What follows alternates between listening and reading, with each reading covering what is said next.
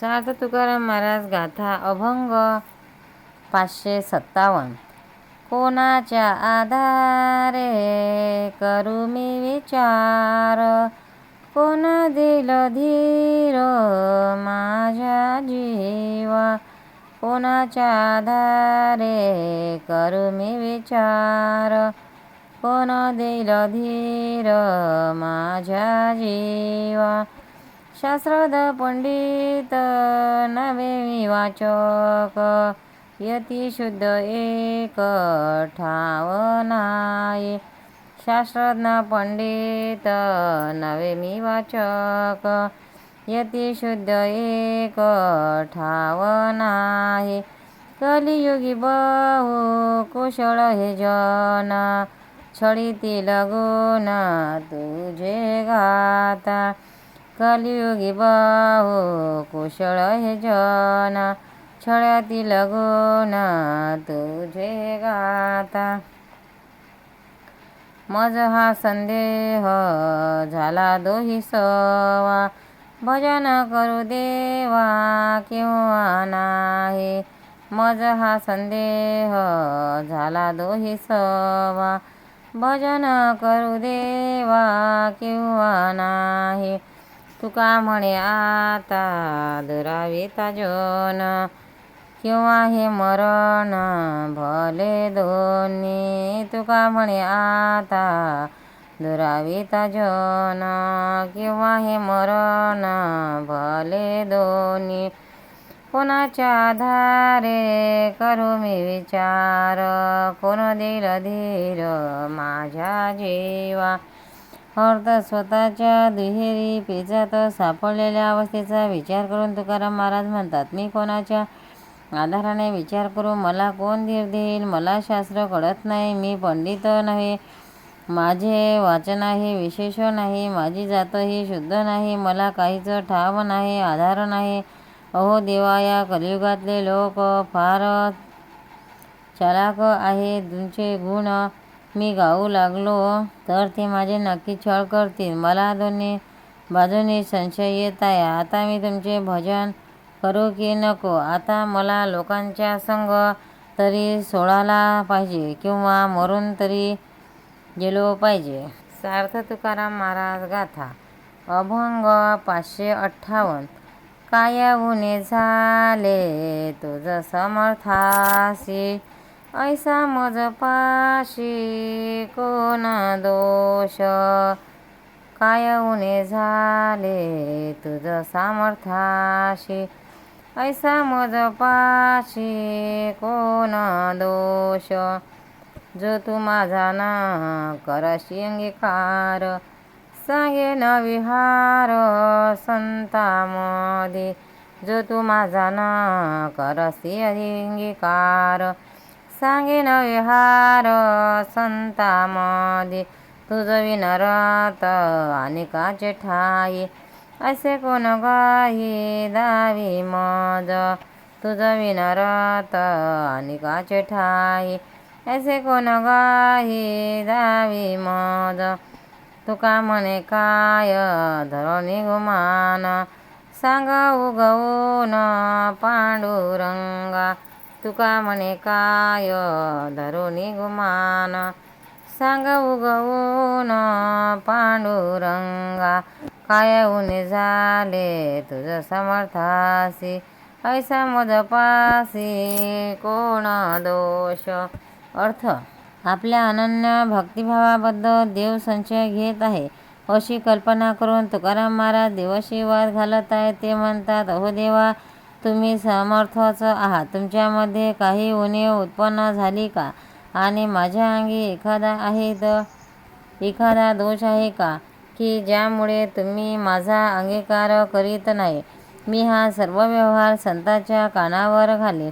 देवा, तुमच्या वाचून मी अन्य कोणाच्या ठिकाणी जर संक आहे तर असे तुमचे म्हणणे असेल तर याविषयी तुम्ही कोण साक्षीदार आहे, तो दाखावा. पांडुरंगा, इथे भीड धरून काय उपयोग. पांडुरंगा, जो खरा प्रकार आहे तो मला स्पष्ट करून सांगा. सार्थ तुकाराम महाराज गाथा अभंग 559. काय करू आन दैवते एका विण पंढरीनाथे. काय करू आन दैवते एका विण पंढरीनाथे. सरिता मिळाली सागरी आणि नावा कैशी उरी. सरिता मिळाली सागरी आणि नावा कैची उरी. अनेक दीपिका प्रकाश सूर्य उगवता नाश. अनेक दीपिका प्रकाश सूर्य उगवता नाश. तुका म्हणे नेने दुजे एका विना पंढरी राजे. तुका म्हणे नेने दुजे एका विना पंढरी राजे. काय करू आन दैवते एका विनम पंढरीनाथे.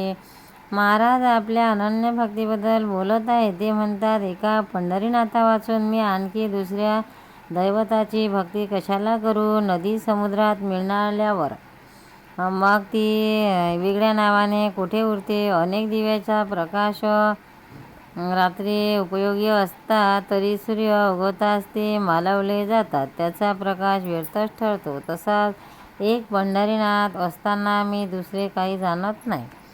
सार्थ तुकाराम महाराज गाथा अभंग 560.